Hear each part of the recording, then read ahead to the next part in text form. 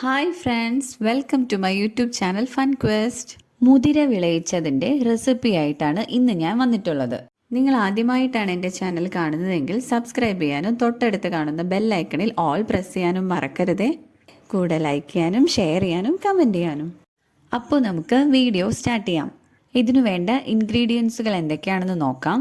3/4 cup മുതിര, 3 table spoon ശർക്കര പൊടി, 3 ടേബിൾ സ്പൂൺ തേങ്ങ, 1/2 ടീസ്പൂൺ നെയ്യ്, 1/4 ടീസ്പൂൺ ഉപ്പുപൊടി. മുതിര കഴുകി വൃത്തിയാക്കിയ ശേഷം ആവശ്യത്തിന് വെള്ളം ഒഴിച്ച് കുറഞ്ഞത് 8 മണിക്കൂറെങ്കിലും നമുക്ക് കുതിർത്തിയെടുക്കാം. കുതിർത്തിയെടുത്ത മുതിര നമുക്ക് ഒരു കുക്കറിലോട്ട് ഇട്ട് കൊടുക്കാം. വേവിച്ചെടുക്കാൻ ആവശ്യത്തിന് വെള്ളവും 1/4 ടീസ്പൂൺ ഉപ്പുപൊടി കൂടെ ചേർത്ത് നമുക്കിത് കുക്ക് ചെയ്തെടുക്കാം. ഞാനിതിനൊരു 5 വിസിൽ വരുത്തിയിട്ടുണ്ട്. നമ്മൾ ചെറുപയർ പോലെയൊന്നും ഇത് വെന്തലിഞ്ഞൊന്നും പോവില്ല. അതുകൊണ്ട് നമുക്ക് നന്നായിട്ടൊന്ന് വേവിച്ചാലും കുഴപ്പമൊന്നുമില്ല.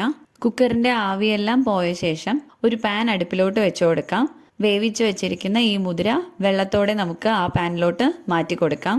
ഇത് നന്നായിട്ട് തിളച്ചു വരുന്ന സമയത്ത് നമുക്ക് എടുത്തു വെച്ചിരിക്കുന്ന ശർക്കരപ്പൊടി ഇതിലോട്ട് ആഡ് ചെയ്ത് കൊടുക്കാം. ഈ ഒരു ധാന്യം കഴിക്കുന്നത് കൊണ്ട് നമുക്ക് ശരീരഭാരം നിയന്ത്രിക്കാനും പ്രതിരോധ ശേഷി വർദ്ധിപ്പിക്കാനും ഒക്കെ കഴിയും. പാൻ നമുക്ക് ഒന്ന് അടച്ചു വെച്ച് കുറച്ചു നേരം വേവിച്ച ശേഷം വെള്ളമെല്ലാം വറ്റി തുടങ്ങുന്ന സമയത്ത് എടുത്തു വെച്ചിരിക്കുന്ന തേങ്ങ കൂടെ ഇതിലേക്ക് ആഡ് ചെയ്ത് കൊടുക്കാം.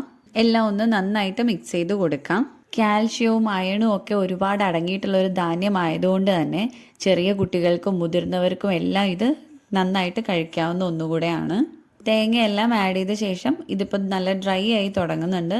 ഈ ഒരു സമയത്ത് നമുക്ക് ഒരു 1/2 ടീസ്പൂൺ നെയ്യ് കൂടെ ഇതിനകത്തോട്ട് ആഡ് ചെയ്ത് കൊടുക്കാം.